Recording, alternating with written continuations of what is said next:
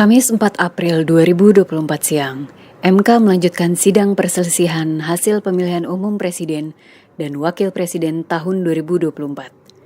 Dengan agenda mendengarkan keterangan saksi dari pihak terkait pasangan calon nomor urut 2 Prabowo Subianto, Gibran Rakabuming Raka. Dalam kesaksiannya, penjabat atau PJ Wali Kota Bekasi, Raden Gani Muhammad mengaku tidak pernah menerima arahan untuk memenangkan pasangan calon presiden dan wakil presiden tertentu selama masa kampanye Pilpres 2024. Dirinya menyatakan tidak punya kepentingan politis saat menjalankan tugasnya. Bahwa saya sebagai penjabat kepala daerah atau wali kota Bekasi ini tentu perlu cukup waktu untuk memahami dan mengenal aparatur yang ada di kota Bekasi, baik dari sisi anggaran, sarana prasarana, serta teritorial kota Bekasi. Karena kami berangkat dari penunjukan sebagai PJ Wali Kota, kami tidak mempunyai basis politis.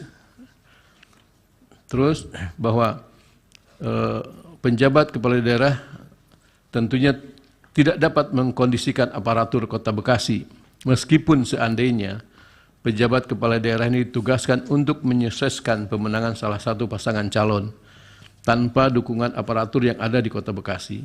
Selain aparatur juga dibutuhkan dukungan anggaran, sarana, dan prasarana. Selain itu, Ketua Komisi 2 DPR RI Ahmad Doli Kurnia Tanjung dalam kesaksiannya mengatakan, pengangkatan PJ Kepala Daerah yang dilakukan pemerintah telah sesuai dengan undang-undang.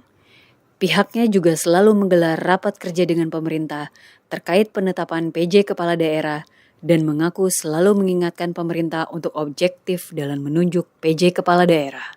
Seluruh anggota itu selalu dari berbagai fraksi selalu mengingatkan agar proses penetapan pejabat kepala daerah ini harus betul-betul objektif, bebas dari kepentingan politik, dan mungkin ada 5-6 kali kami melakukan rapat kerja dan itu kami sampaikan sebagai bentuk kontrol sebagai pelaksanaan fungsi pengawasan yang dilakukan oleh DPR terhadap pemerintah.